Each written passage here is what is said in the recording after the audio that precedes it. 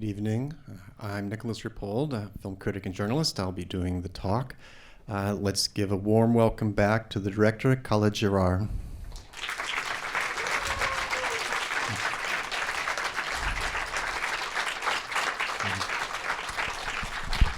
Thank you so much.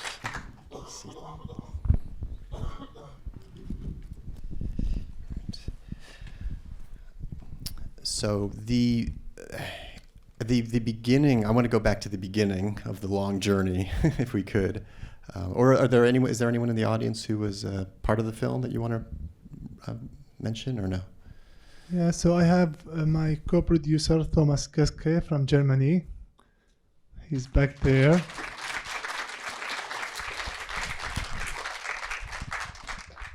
And 2 days ago, we had the premiere, and the main protagonists of the movie were there. So it was for their first time that they watched the movie in big screen, and they were actually the heroes of this movie. Wow, that's terrific. So yeah, it's an amazing journey, and you take us through it in a very bodily way. I think, I want to talk about that later, just the camera work. But I just want to go back to the beginning. So the very beginning is that you see this ad in a paper. Did you know at that point how far you would be going with their story, or? Of course, no. Okay. The direct answer. And when I was there with her the first time, so it took me like around almost 2 months, 2 months and a half in coordination, because they tried to cross the sea 3 times, and they tried another like route via the airport 1 time. So the first time I saw the ad, I felt like, I don't know exactly how I felt connected. I felt that this is something it's worth from me giving it attention, as like a story that touched my heart. And later on, it took me 7 years to understand why I'm so connected.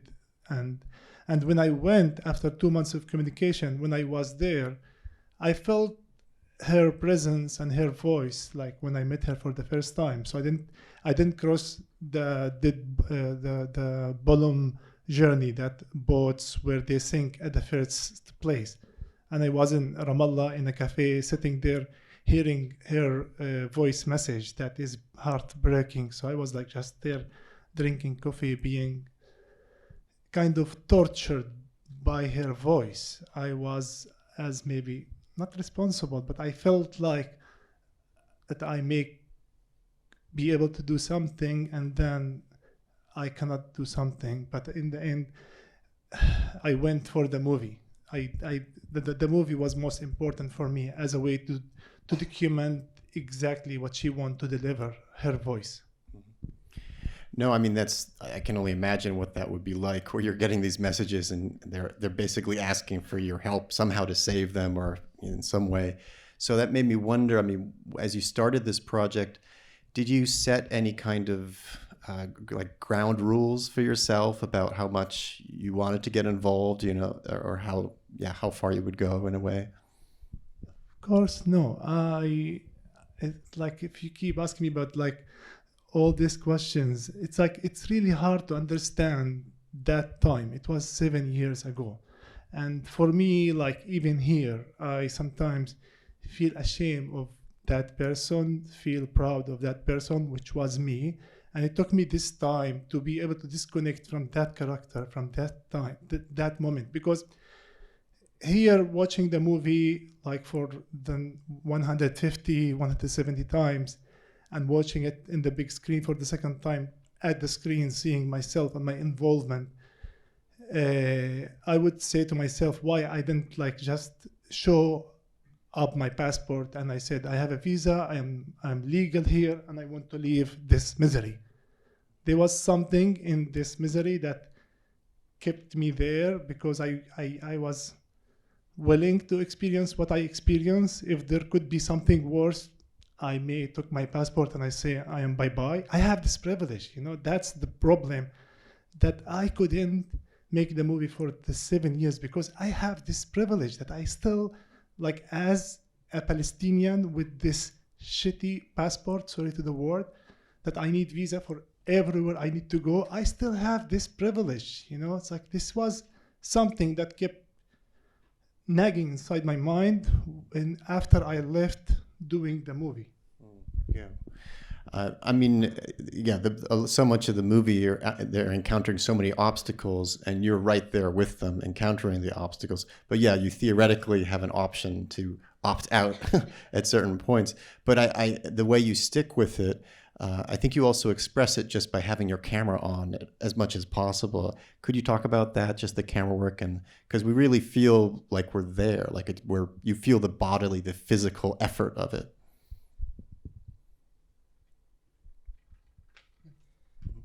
It's like when I had the decision to end the movie with Maria's drawing, because she draw her own memories, and that's the recent memory that she managed to draw after she was relaxed and safe in the shelter in Germany. And this was my first encounter with Maria when I was there in Germany with them. When we arrived to Germany and we start settling in this shelter, refugee camp shelter, I went to the children because I see the pain inside the children's eyes. And I thought of doing a drawing workshop with the kids as a way for them to heal from their trauma. And then I discovered Maria by chance. And I told her, Maria, I would love to film with you the whole journey and to understand your own memories. And then later on, I discovered that myself, I was trying to film my own memories. My memories of my grandmother, who was telling me in my childhood, her pain print of the trauma. It's not just the road of displacement. It's like that she kept talking about the balcony that she was enjoying, sitting at the balcony before 1948, drinking tea, smelling the jasmines and watching the flower. All this beauty that was more painful than the story itself.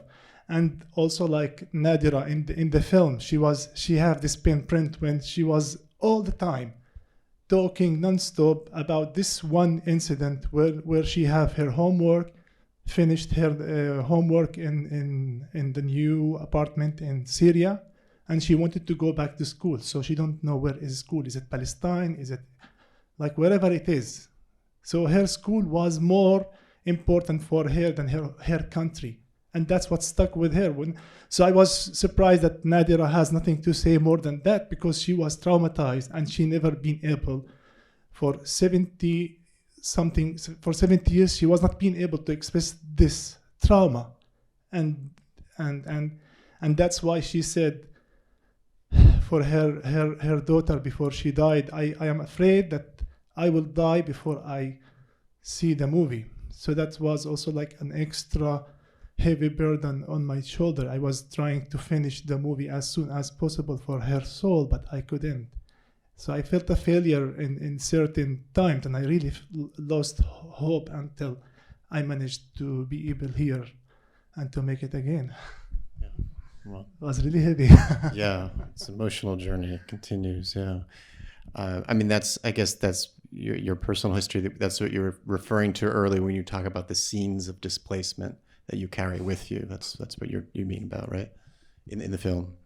No, those images is from them. From them, okay. Yeah, but I mean like after when I met her and I kissed her and I start filming, that is the image that I was chasing, as if it is like a ghost of inherited like images of displacement. Yeah. And I mean, there comes a point in the movie, in the journey, where I think you take another step. I mean, in Hungary, at a certain point, you feel that you have to step forward and do something almost. Did that impulse take you by surprise at that point, or had it just things built up at that point, or when you kind of asking for the food is terrible, the conditions are terrible, and it's very difficult to speak up like that. Yeah, it was. So yeah, this was like, maybe it was the moments where I was so fed up with pain and anger, and I want to stop this somehow. And so I had two choice: either I uprise with them with one voice, or I just like show my passport and leave. And I found myself taking the other route. So that was, at that point, that was the choice. You felt that either you had to try to change the situation or you should leave, basically. Yeah. Yes, exactly. Yeah. I also just want to mention that there's another work, because you have a large body of work, and there's another work, artwork that you did with this journey that was a musical work, right? And that music is what's part of it's in the film, right? Yeah. I don't know if you want to talk about that project as well a bit, just.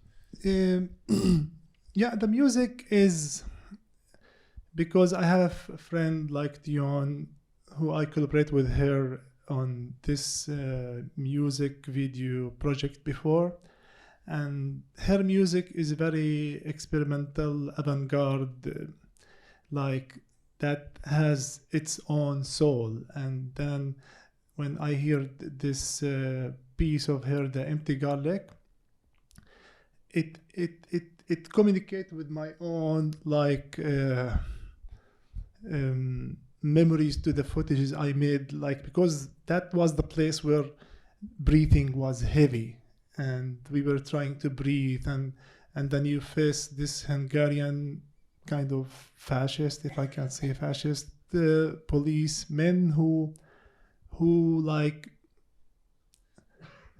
were enjoying humiliating us by giving us, like, for 3 days this piece of bread with salami, like for 3 days breakfast and lunch and dinner. And my partner was sitting next to me and making joke about me. It's like, you bougie be the bitch, that I was complaining about the bread. It's like it's just like spontaneously happened, you know. It's like I didn't meant to say it, and when I say it, I see it now. It's like, yes, I was not the only, but I was more demanding than them, you know. It took me time to be able to accept to live in this kind of shelter. And it was dangerous because also, like, in the psychological level, like, I'm filmmaker, I, and then them, and then we. I even forgot that I stopped being an I and I started to be we. I mean, it's sort of funny you include the, I guess, Swedish journalist. That's like that's a person who's with his little umbrella that he's carrying. Like, that's being more outside the situation. And you know, another thing, we were talking just a little bit before the film, that there's also an element of lightness or comedy occasionally that you put inside the film. I'm thinking about the young man who kind of gets people to get up in the camp and, I don't know, dance a little, and that seemed like an important element for you to include, right? You wanted to. Yeah, that was very important, really like important element at the human level to survive, because that guy, he came to us in a place where you go to theater to see a stand-up comedy. Inside of this concentration camp, then there is this funny moments, which is we needed, like, almost like 2 days and a half there with almost no sleep, then the same food for 3 days. Like, there is a place where you will be breaking from inside piece by piece, and then suddenly this stand-up comedian Ammar start making black dark comedy. It was wonderful. It was just, he saved us and he saved the movie, actually. Yeah, it's a great moment. Just the resilience of that moment, I really loved. And I mean, in terms of your relationship with the family, I mean, it seems that you were really in it together, so it didn't seem like you had a lot of tension about the different, like, states that you're in. I mean, the fact that you have the passport, I didn't really sense that kind of tension. It seemed because you were joining them in the journey, right? You mean the tension between me and them? Yeah. Yeah, I never thought of it this way at all, because Mm, I think the relationship just because we were in communication for 2 months and a half, 3 months over and over by WhatsApp and talking a lot. So all the formal like communication went out because in the beginning, like the voiceover when she was saying to me like Mr. Khalid, she never called me by Khalid. And then when I was there, like her brother kept calling me Mr. Khalid, and she started calling me Khalid, and then little by little we say in Arabic shway shway, like as if there's like I don't know it when it's grow in a very organic way. Yeah, yeah. No, I mean it's sort of beautiful to watch it unfold in that way. And I mean at the end of it, so this was in total about 31 days. Was that how long the whole 30 days or? Yeah, Yeah. it was like almost 7 days from Mytilene Island, Athens, Macedonia, Serbia, Hungary, Austria, and Germany. Wow. So this is the journey, and I stayed with them in Germany inside the shelter camp for another like 24, 25 days. Yeah, so in total something like 30, Yeah. 31 days. Yeah, and when you had the footage, did you have to take a break? You know, I imagine it might be hard to just immediately go back and look through what you had just gone through. I mean, how did it feel when you had to initially go through things? I think you just got it by yourself. I needed to have a break, but I didn't take a break. I went immediately, like the editing room was waiting for me because the footages that I showed to some producers and filmmakers, they were like really exotic footages, and everybody want that story. Everybody was like running after the story, what the price is, and then there was a lot of money involved. But for many like kind of reasons, but the main important reason is I was there still in the shock. I didn't really had the time to leave the image, and I took all the pain with me. And then when I was editing in the editing room, I was super sensitive for the whole like images there. Also, I'm dealing with my own image inside. Like I was being criticized, I'm stealing monies. So I don't know exactly how this. I didn't know in the beginning how to separate myself here from that person there. So it was so wrong for me to start editing. And I discovered later in 2-3 years that I needed this break. And this 7 years, it was to be able to understand the psychology behind the person behind the camera inside the film here, who's not me now. How did you mentioned that some of the family members saw it a couple of days ago. I don't know if what were their reactions, or it must have been very emotional for them as well. Did they talk about it much afterwards?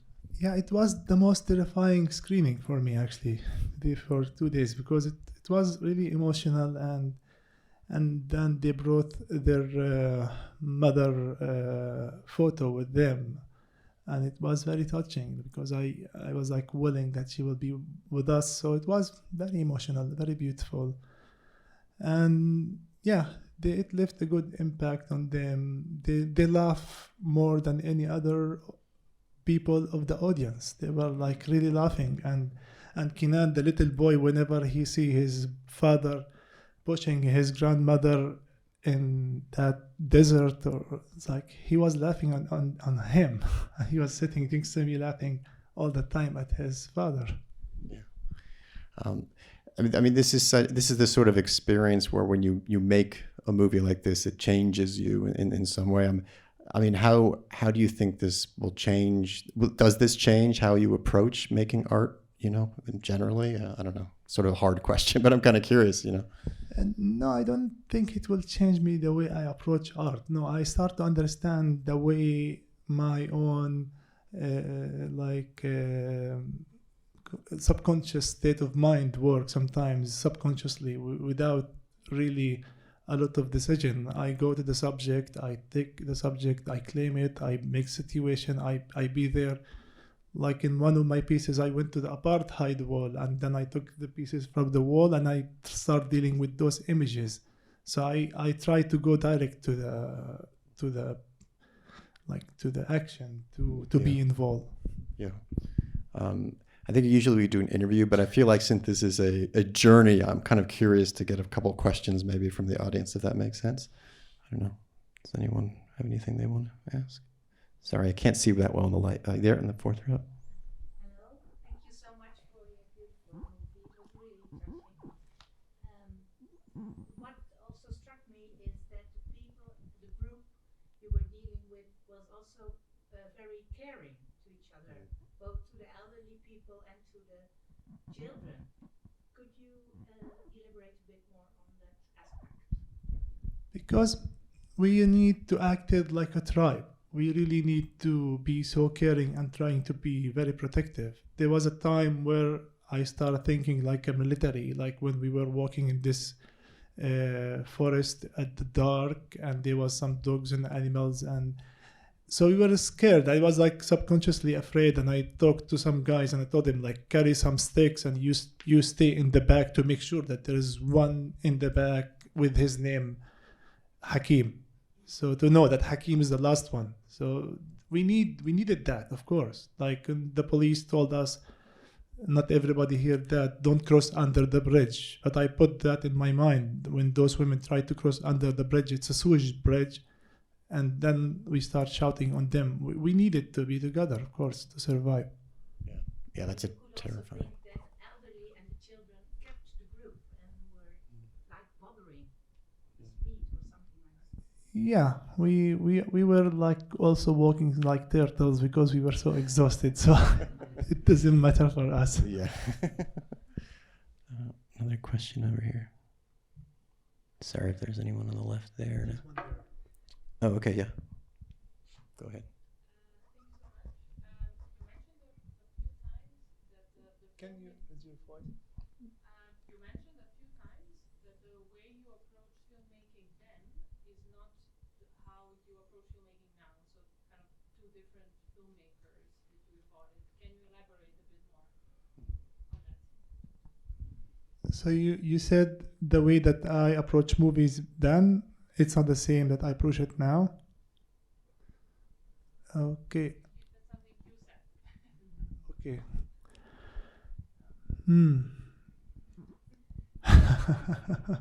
That's hard to remember until written that actually. But like for me it's like more about like I just like back then I followed this intuition of that story, and now I not when I'm gonna make another movie I'm now thinking to write. I'm thinking to write fiction about a story that I wanted. It's like an old story about something personal, and I was thinking of it in a very like documentary way, and now I'm like writing that story in more just a fiction way. Here in the front.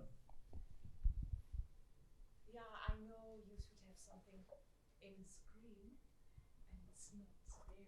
So I wonder if you like to change What's this? sweater with me. Yes. Oh, is this is the QR code at the end of the movie? Okay, maybe after. Okay, interactive.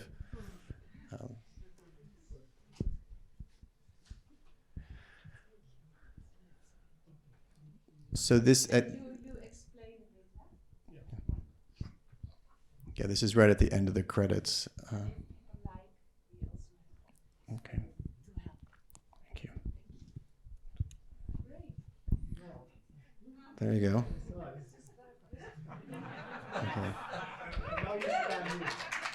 Okay. In person. So yeah, when you scan this code that's here on my chest, you can donate to the heroes and to the protagonists of this movie, who, by the way, lives just like 3 hours from here in Warstein city in Dortmund. Yeah, I mean it's an amazing end in the film. You have such a sense of relief at the end of the film, but obviously it's not over with the end of the film. It continues. But it seems like from the ending credits that they've sort of found the next things that they're going to do. They've found employment, but obviously the trauma of it doesn't go away. Yeah, it never ends, because it's like he is professor, but he was just treated as less educated. He cannot really use his certificate. All of these years of education and knowledge, it's just like thrown in the garbage, and he need to start from day one. Muna was a teacher for 18 years and need to take care of elderly, so this is even more painful for them than the whole journey. Yeah, journey with displacement never end for them. Yeah. And another question, or is there someone else? Yes, in the middle there. I don't completely know how to ask this, but in the beginning of the movie, you have this line that people are watching Syrians like sheep coming to the fodder, right?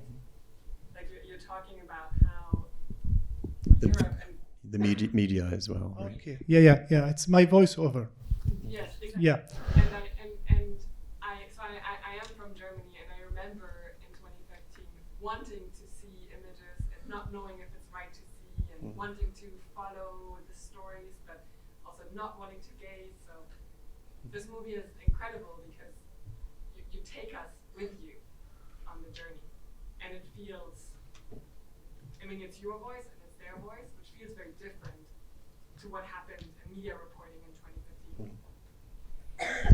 But I think my question is, like, do you have an ask, on your audience? Is there an expectation? Is there a hope? Is there something? I mean, you're wearing it on your shirt right now. But is there some other hope that's connected to putting this out there, this movie? Yeah, I think when they approached me with this T-shirt to do a donation for the protagonist, I called them and I asked them, and they said yes, they needed the money. So this is hope. Like, and when I had like thanks in the movie for the people who gave us banana and tea, it was funny, of course, but it was also very important moments to see someone with banana and hot tea. And when I was saying like in the movie, now I feel ashamed of myself saying, 4 days with no tea. That was like, for me now it sounds silly, but that time it was really something that was deeply painful, not to drink something hot for 4 days. Yeah. So it's hopeful to see this cup of tea. It's amazing. It's wonderful. The Aster and David, who came to us, and we were not being able to walk to the train station, and because Nadira was with us and she's older, they took us in their cars to Vienna. That's wonderful. The people who waited for us in Vienna with tabbouleh and hummus, I couldn't include it in the film. That's also wonderful. All those subtexts. That's why Ammar, the guy who make the comedian, it's important. That cheer, that smile, we had it through the journey, and that was the moment where we can reflect on that. Yeah, and it's also a way of just replacing the kind of anonymous imagery in the media as well. Well, I think that's all the time we have for the talk, but thank you so much again for your film and for sharing this very emotional journey. Thank you so much, and thank you all. Thank you so much, really. I appreciate it.